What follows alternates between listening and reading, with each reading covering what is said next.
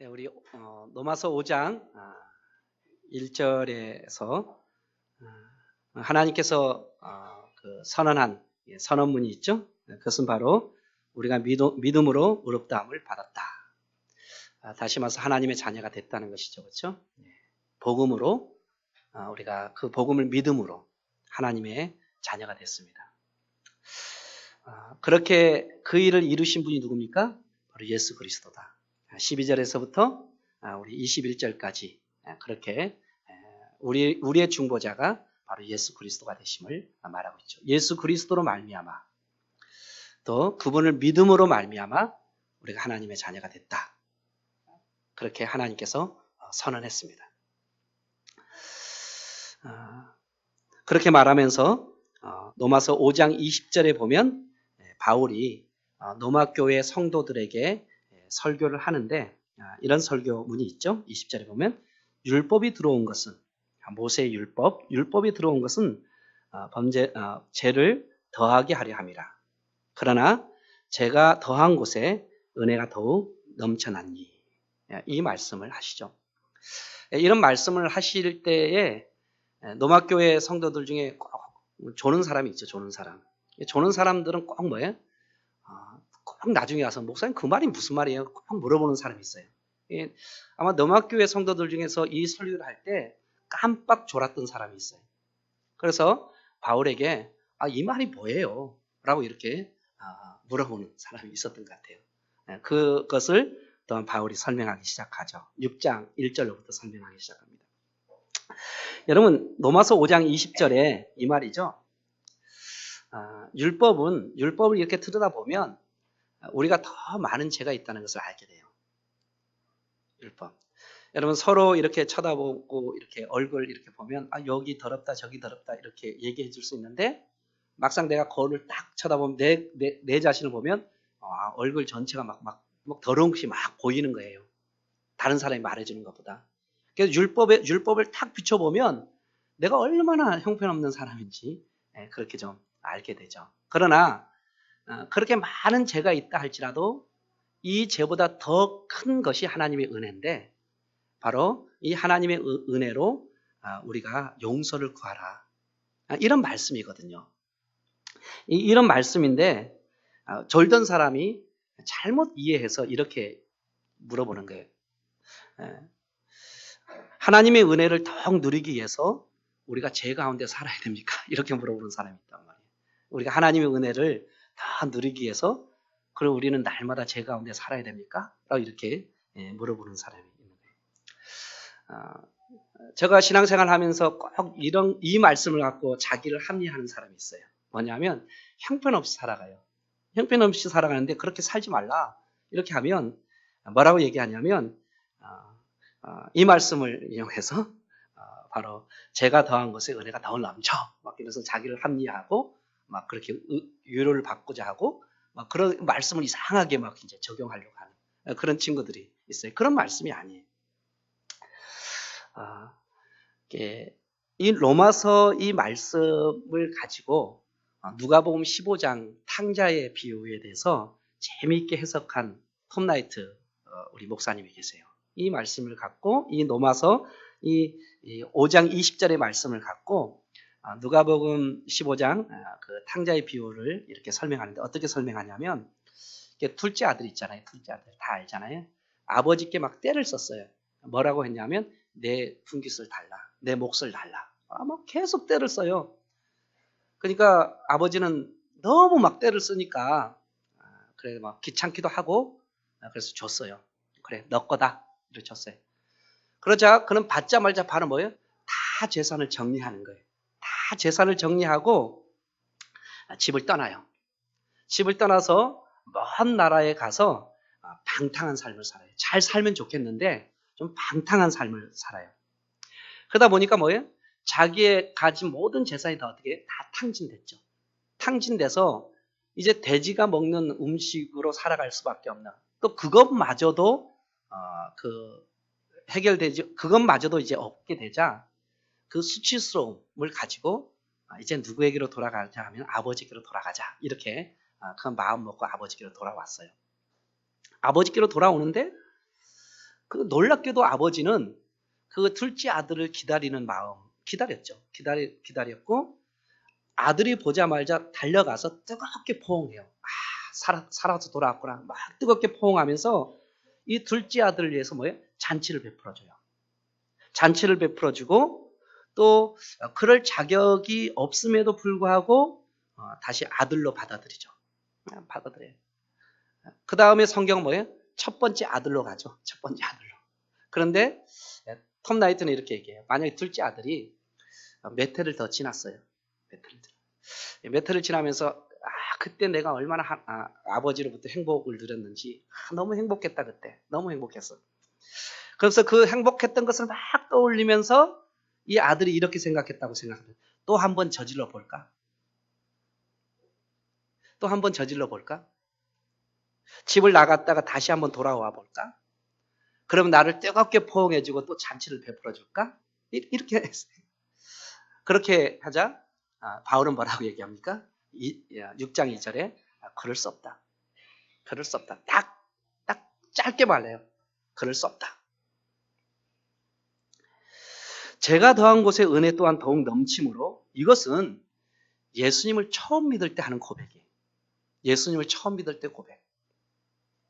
왜냐하면 하나님의 자녀가 되어서도 계속 이런 상태에 머물러 있어서는 안 되는 거죠. 왜요? 이전에 말하는 같이 죄에 대해서 우리는 이미 죽었어요. 2절에 보십시오. 그럴 수 없다. 죄에 대하여 죽은 우리가 어찌 그렇게 할 수 있느냐? 우리가 죄에 대해서 죽었어요. 그것은 한 번 더 저질러 볼까? 그 짜릿한 맛을 또 느끼기 위해서 이거는 예수님을 처음 믿을 때 고백이에요. 예수님을 믿고 하나님의 자녀가 될 때 우린 죄에 대해서 죽었어요. 그래서 죄 안에 더 머물러 있어서는 안 돼요. 그런 생각 가지면 안 돼요. 그럴 수 없다. 라고 이렇게 말하죠. 그러니까 졸던 애가 정신 바짝 차렸겠죠. 그렇죠? 예. 한번 제 가운데 살아도 되는 줄 알았는데 그럴 수 없다 딱 하니까 뭐 이제 정신이 바짝 들리죠. 그렇죠? 졸면 안 되겠죠? 예, 그럴 수 없다. 우리는 이미 죽은 자예요. 죄에 대해서 죽은 자예요. 그런데 어찌 우리가 그 가운데 살겠습니까? 죄 가운데 살 수가 없죠. 그건 말도 안 되는 것입니다. 말도 안 되는 것. 우리 자신이 죄에 대해서 죽은 사람이라는 사실을 우리는 그리스도 안에서 끊임없이 발견하고 그 깊이를 알아가야 돼요. 우리는 죄에 대해서 죽었습니다.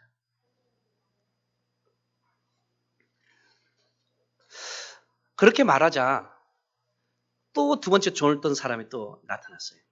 죄에 대해서 죽었다라고 이렇게 말하자 또 졸던 사람이 그건 무슨 뜻이에요? 이렇게 물어봐요. 죄에 대해서 죽었다라고 얘기하니까 그건 무슨 뜻입니까? 그러자 바울이 또 대답해요.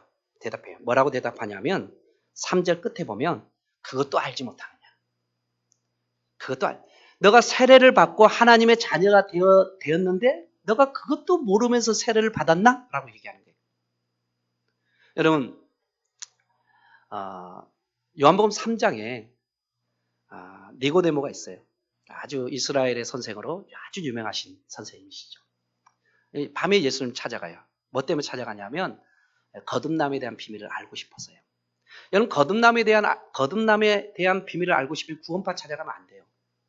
구원파는 거듭남의 비밀을 잘 해석해 주지 못하는 오히려 더 거듭나지 못하게 하는 잔치가 구원파예요. 거듭남의 비밀에 대해서 궁금해서 갔어요. 거듭남에 대한 비밀을 말했어요. 그러니까 니고데모가 뭐라고 얘기하냐면 예수님 다시 뱃속에서 엄마의 뱃속에 들어갔다 다시 두 번째로 태어나는 것입니까? 라고 물어봐요. 그러니까 예수님께서 니고데모에게 뭐라고 얘기하냐면 너는 이스라엘 선생으로서 이러한 것들도 알지 못하느냐. 거듭남의 비밀에 대해서 알지 못하느냐. 라고 예수님께서 그렇게 반문하고 있는 것을 보게 됩니다. 마찬가지로 바울이 로마 교회를 향해서 너가 세례를 받고 죄에 대해서 죽었는데 그것을 너가 알지 못하느냐. 라고 이렇게 반문하는 것입니다. 다시 말해서 여러분 우리가 예수 그리스도와 합하여 세례를 받을 때 우리가 세례를 받을 때 예수 그리스도와 함께 어떻게 해요? 죽은 자가 돼요.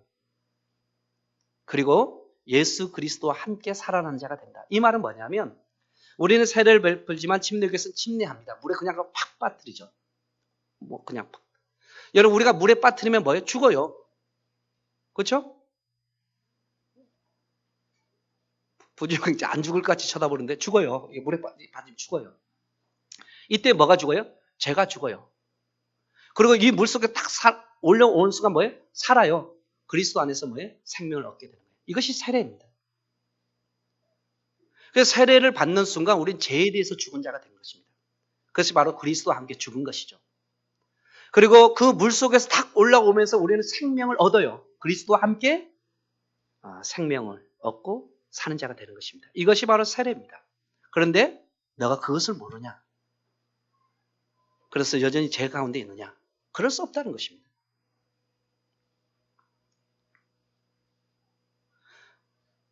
그러므로 우리는 세례를 받는 순간 죄에 대해서 죽었습니다.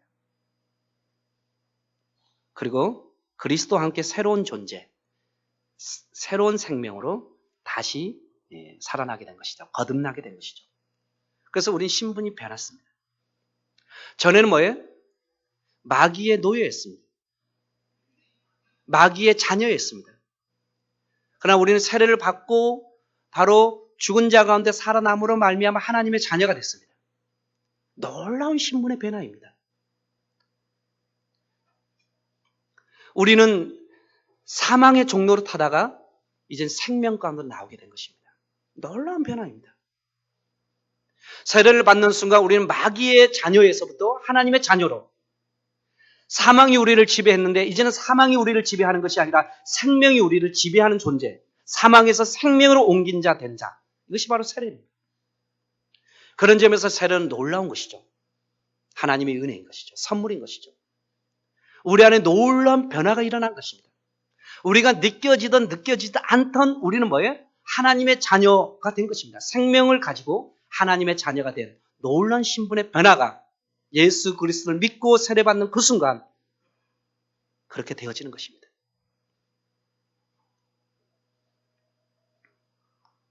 그런 점에서 하나님의 자녀가 된 우리는 더 이상 죄에 머물러 있어서는 안 된다는 거예요. 새로운 사람에 걸맞는 또 신분에 걸맞는 삶을 살아가야 된다는 것입니다. 이제는 우린 거지가 아니라 왕자로 살아가는 것입니다. 이제는 사망이 우리를 지배하는 것이 아니라 생명이 우리를 지배하는 존재가 되었습니다. 생명 가운데 살아가는 자입니다. 그리스도인은 생명을 가지고 생명 가운데 살아가는 자가 그리스도입니다. 이건 세상에 있는 사람들이 몰라요. 여러분도 모릅니까? 그럼 불행한 거예요. 우리는 그리스도인으로서 거듭난 자로, 바로 하나님의 자녀로서 우리에게 뭐가 있습니까? 생명이 들어와 있는 것입니다. 그러므로 우리는 무엇을 가진 존재로 살아가는 것입니까? 영원한 생명을 가진 자로 살아가는 것. 이것이 그리스도입니다. 그런 삶을 살아가야 됩니다. 이제 썩어져 가는 것들에 대해서 우리가 더 이상 미련을 가져서는 안 되는 것입니다. 영원한 것, 하나님 나라, 영원한 생명, 이것을 누리는 삶을 살아가는 것. 이것이 바로 그리스도입니다. 그래서 이젠 죄에 더 이상 머물러 있어서는 안 됩니다. 한 번 더 한번 해볼까? 이것은 처음 집 나갈 때 얘기입니다. 두 번째 집 나갔다면 죽어요. 세 번째 집 나갔다면 더 죽어요. 한 번 나갈 때 얘기입니다. 우린 죄에 대해서 죽은 자입니다.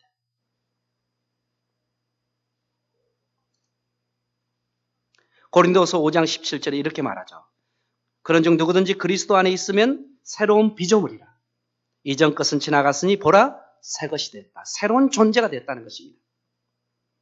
여러분 종교개혁 500주년을 맞이했죠. 종교개혁 하면 이제 떠오르는 사람이 루터죠. 그렇죠? 루터는 하나님의 자녀가 되었지만 늘 유혹과 시험 가운데 있었다고 합니다. 자기를 괴롭히는 악한 천사가 늘 따라다녔다고 고백해요. 악한 천사. 자기가 그리스도인이 되었지만 종교교육자였지만 자기가 늘 악한 천사가 자기를 따라다니며 자기를 유혹하고 시험했다고 합니다. 그럴 때마다 루터는 뭐라고 고백했냐면 나는 세례를 받았다라고 그렇게 외쳤답니다. 나는 세례를 받았다. 나를 유혹하고 나를 시험하는 그런 어둠의 권세들이 다가올 때마다 그들을 향해서 뭐라고 외쳤냐면 나는 세례를 받았다. 나는 세례를 받았다는 뜻이 무엇입니까? 나는 하나님의 자녀라는 것입니다. 나는 사망에 머물러 있는 자가 아니라 영원한 생명으로 건너간 자라는 것입니다. 어둠의 권세가 나를 공격하지 못한다는 것입니다. 하나님의 주권이, 하나님의 통치가 나를 통치하고 나를 다스린다는 것입니다. 나는 세례를 받았다. 나는 하나님의 자녀다. 여러분, 올해 세상 가운데 살아가면서 나는 세례를 받았다. 그것이 뭐예요? 하나님의 자녀됨이죠. 나는 하나님의 자녀라. 사망이 무섭지 않다는 것입니다. 어둠의 권세가 나를 끊임없이 괴롭히지만 어둠의 권세를 두려워하지 않는 것이죠. 그래서 그것을 끊임없이 물리치기 위해서 나는 하나님의 자녀, 나는 세례를 받았다고 그렇게 외쳤답니다. 하나님의 자녀의 권세가 있죠. 그러므로 이제는 주님과 연합해서 살겠다는 결단과 실천이 있어야 됩니다. 여러분, 의지적인 결단이죠. 하나님의 자녀로서 삶을 살아가겠다는 의지적인 결단이요. 아는 것으로 끝나는 것이 아니라, 느끼는 것으로 끝나는 것이 아니라 의지적으로 행동하는 것입니다. 바로 인격이죠. 이것이 바로 믿음이죠. 찰스 스펜저는 바로 인격을 믿음이라 얘기하죠. 참된 믿음은 인격이다. 우리의 의지적인 결단이 필요해요. 이젠 더 이상 제 가운데 머물러 있어서는 안 된다라고 끊임없이 선포하고 의지적인 결단을 통해서 제 가운데 나오는 삶을 살아가야 하는 것입니다. 제가 우리를 지배하지 못하도록요. 이미 우리는 죽었잖아요. 그리스도와 함께 죽었고 그때 우리의 죄가 죽었잖아요.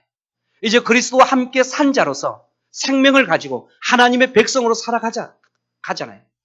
그런데 어떻게 우리가 죄 가운데 머물러 있을 수 있겠습니까? 그럴 수 없다는 것입니다. 그래서 의지적인 결단을 통해서 끊임없이 죄를 끊어내는 삶을 살아가야 된다는 것이죠. 우리의 결단이 필요한 것이죠. 우리의 의지적인 결단이 필요한 것입니다. 성도의 삶은 날마다 죄에 대해서 죽는 자입니다. 사도 바울이 고백했듯이 죄에 대해서 죽는 자입니다. 그래야 하나님께 대하여 산 자가 되는 것입니다. 또 한 번 저질러 볼까? 안 되니. 자기 멋대로 반복적으로 죄를 짓고 회개하고 다시 돌아오면 되지. 하나님은 나를 사랑하시지. 잔치를 베풀어 주실 거야. 이제는 그런 생각해서는 안 된다는 것입니다.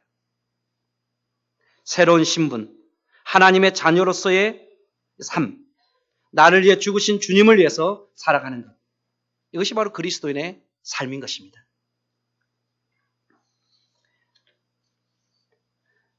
거듭난 성도들은 어떤 생각을 하면서 살아가야 될 것인가?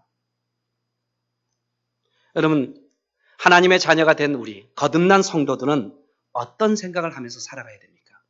여러분 11절 한번 보십시오. 이와 같이 너희도 너희 자신을 죄에 대하여는 죽은 자요 그리스도 예수 안에서 하나님께 대하여는 살아있는 자로 여길지어다. 이 여길지어라는 단어 무슨 말씀입니까? 죄와 세상에 대해서는 죽은 자로 생각하라는 것입니다. 그리고 하나님께 대해서는 산 자로 생각하고 그렇게 살아가라는 것입니다. 미국의 유명한 소설가 중에 하나가 마크 트웨인이라는 사람이 있죠. 여러분 잘 알다시피 왕자와 거지죠. 왕자와 거지. 이 내용과 비슷한 내용이 기독교 작가 로버트 멍어라는 그런 플러신학교 교수이면서 할리우드 장로교회 목사인 이 로버트 멍어가 거지인가 왕자인가라는 책을 썼어요. 소책자 조그마한 책을 썼어요. 우리는 뭡니까? 우린 거지였습니다. 그러나 예수님은 무엇입니까? 하나님의 아들로서 진정한 왕자였습니다. 이 왕자가 되시는 그리스도께서 어느 날 우리가 사는, 거지들이 사는 이 땅에 내려오셨어요. 그 거지 중에서도 상거지인 창진이를 만났어요. 그래서 그 왕자가 저에게 와가지고, 야, 옷을 바꿔 입자. 너가 왕자로 살아가라. 내가 거지로 살아갈게. 그래서 옷을 바꿔 입었어요. 옷을 바꿔 입을 때는 그 진정 왕자이신 그리스도께서 나를 무엇같이 살아가기를 원했던 것입니까? 왕자같이 살아가기를 원했어요. 그러기 위해서 자기는 거지가 돼서 결국 십자가에 달려 죽으신 것입니다. 예수님은 진정한 왕자였지만 나를 위하여 거지가 되시고 또 나를 위하여 십자가에 달려 죽으셨습니다. 나를 뭐 삼기 위해서요? 왕자 삼기 위해서요. 이제는 우리는 누구로 살아가야 돼요? 왕자로 살아가야 되지 않겠어요? 이제는 우리는 하나님의 자녀로 살아가야 되지 않겠습니까? 이제는 죽은 자가 아니라 산 자로 살아가야 되지 않겠습니까? 이제는 죄에 머무르는 자가 아니라 진정 죄에서 나와서 그리스도께 속한 자로, 왕자로, 하나님의 자녀로 살아가야 되지 않겠습니까? 그래서 나를 위해서 신분을 바꿔주셨잖아요. 그분이 거지가 되셨고 나는 뭐가 됐어요? 왕자가 됐잖아요. 이제는 왕자에 걸맞는 삶을 살아가야 되지 않겠습니까? 그리스도처럼 살아가야 되지 않겠습니까? 하나님의 자녀로서의 당당함과 하나님의 자녀로서의 자신감을 갖고 왕자로서 하나님의 자녀로서의 삶을 살아가야 되지 않겠습니까? 그것이 나를 위해서 죽으신 예수 그리스도의 뜻이 아닐까요? 나는 거지였습니다. 저는 사망의 거지였습니다. 나는 형편없는 존재였습니다. 근데 어느 날 예수님께서 왕자께서 오셔서 나에게 요구하신 것이죠. 신분을 바꾸자. 너가 나를 위해서 왕자로 살아가라. 나는 너를 위해서 거지가 되고 십자가에 달려 죽겠다. 그래서 그분의 죽으심으로 오늘 왕자가 됐잖아요. 이 놀라운 은혜, 이 놀라운 하나님의 선물 우리가 받았잖아요. 그렇다면 이젠 거지로 살아가는 것이 아니라 무엇으로 살아가야 돼요? 왕자로 살아가야 되잖아요. 이제는 더 이상 죄에 머물릴 수가 없다. 그럴 수 없다. 2절에 산자로 여기며 살아가라.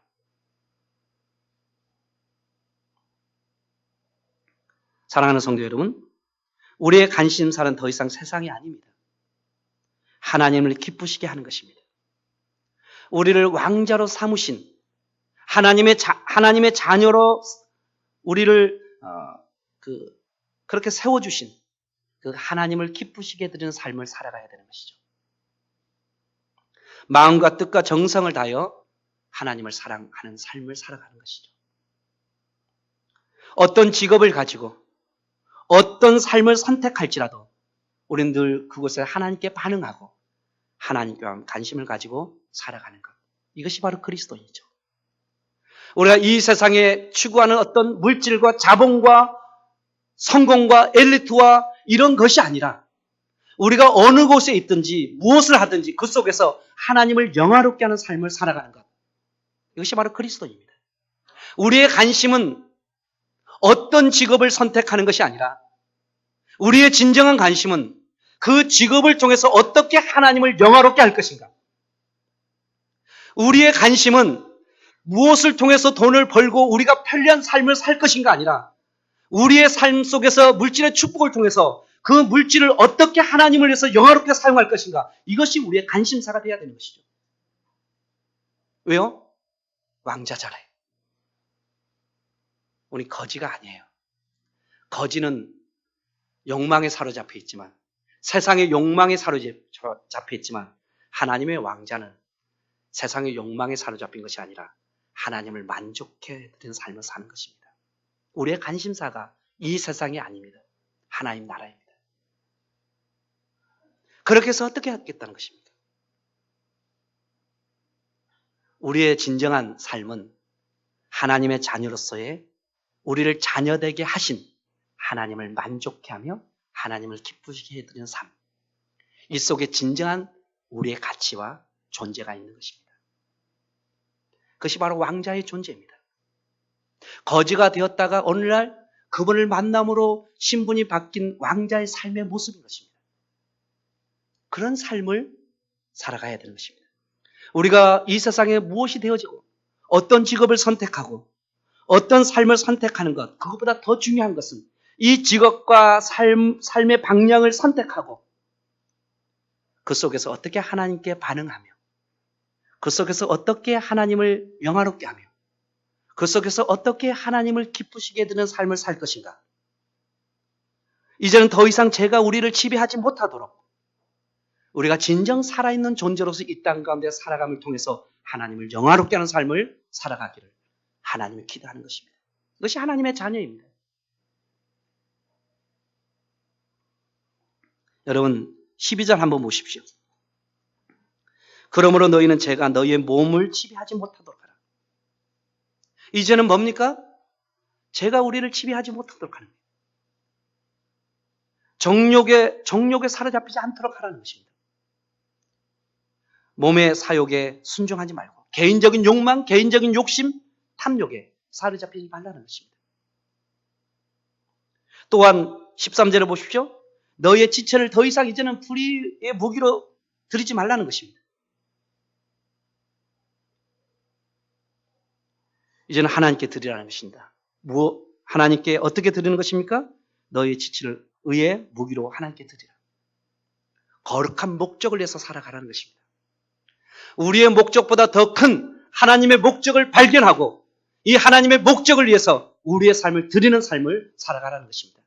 이것이 바로 하나님의 자녀의 신분에 걸맞는 삶인 것입니다. 우리의 목적보다 더 큰 하나님의 목적이요. 거룩한 목적. 그 목적을 위해서 살아가는 것입니다. 오늘 믿음으로 의롭다함을 받았습니다. 하나님께서 그렇게 선언하셨습니다. 우리 안에 복음이 있습니다. 우리 안에 성령의 그 성령께서 우리 가운데 계십니다. 하나님의 영, 그리스도 영이신 성령께서 우리 가운데 있습니다. 이 성령은 우리에게 끊임없이 우리가 하나님의 자녀됨, 너가 하나님의 자녀라고 증언합니다. 너는 신분이 이제 바뀌었다고 얘기합니다. 너는 이제 거지가 아니라 왕자라고 성령께서 우리에게 말씀해 주십니다. 그러면서 우리는 거지로 살아가는 것이 아니라 왕자로 살아가라고 성령께서 끊임없이 우리에게 말씀하십니다. 이제 우리는 왕자로 살아가야 됩니다. 우리는 우리의 목적을 위해서 살아가는 존재가 아니라 하나님의 목적을 발견하고 그 거룩한 목적을 위해서 우리의 삶을 드리는 삶을 살아가는 것. 이것이 그리스도입니다. 돈을 벌더라도 거룩한 목적. 직업을 선택하더라도 거룩한 목적. 무엇을 하더라도 하나님을 영화롭게 하기 위한 거룩한 목적을 위해서 그 모든 것들이 거룩한 도구가 되어져야 된다는 것입니다. 이것이 그리스도입니다. 먹든지 마시든지 무엇을 하든지 하나님의 영광을 위해서 살아. 우리가 좀 불편하면 어떻습니까? 그리스도인들은 좀 불편해야 돼. 이 세상 끊임없이 편리를 추구하지만 편리를 추구하기 위해서 더 많은 것을 획득하고 더 많은 것을 얻고 더 많은 것을 누리며 성공을 위해서 달려가지만 하나님의 사람들은 좁은 길, 불편한 길을 선택하는 것입니다. 왜요? 하나님을 위해서 살아가는 삶을 우선 선택하는 것입니다. 하나님의 자녀들은 세상의 사람들과 달라야 됩니다. 우리는 복음을 가진 자입니다. 우리는 거룩한 존재입니다. 우리는 거룩한 목적을 위해서 우리의 삶을 드려야 되는 것입니다. 저는 이런 은혜가 우리 가운데 있기를 소망합니다. 저는 세상은 무엇을 선택하는 것이 결정적입니다. 그러나 하나님은 무엇을 선택하는 것이 결정적인 것이 아니라 그 우리가 선택하는 그 모든 것들을 통해서 어떻게 하나님의 목적에 들어질 것인가가 더 중요한 것입니다. 저는 이런 목적을 갖고 여러분 자신을 의의 병기로 끊임없이 하나님 앞에 드리는 은혜가 있기를 소망합니다. 그래서 진정 하나님 앞에 하나님의 자녀로서의 신분에 걸맞는 삶, 거지가 돼서 십자가에 달려 죽으시고 우리를 왕자로 세워주신 그리스도의 마음을 헤아려 알고 이젠 그리스도처럼 하나님의 자녀로서의 당당함을 가지고 이 땅을 경영하며 이 땅을 통치하며 하나님의 교회를 세워가는 은혜가 우리 가운데 있기를 소망합니다. 그래서 진정 하나님을 영화롭게 하는, 하나님을 기쁘시게 해드리는, 하나님을 만족시켜드리는 그런 삶을 살아가는 우리 모든 성도님들의 삶이 되었기를 소망합니다. 그 은혜가 우리 가운데 있기를 간절히 축원합니다. 하나님 아버지 참 감사합니다. 우리를 자녀 삼아 주시고 하나님의 영원한 그 나라를 소망하며 이 땅 가운데 그 나라를 경영하는 삶을 살아갈 수 있도록 은혜를 베풀어 주셔서 감사합니다. 하나님 이제 거지가 아니라 왕자의 신분을 가진, 하나님의 자녀의 신분을 가진, 사망이 아니라 생명이 우리를 지배하고 있는데 이 은혜를 깊이 깨달아 알게 하여 주시고 이 모든 것들을 우리의 삶 속에서 누리는 삶을 살아갈 수 있도록 주님께서 함께하여 주시기를 원하오며 거룩하신 예수님의 이름으로 기도드리옵나이다. 아멘.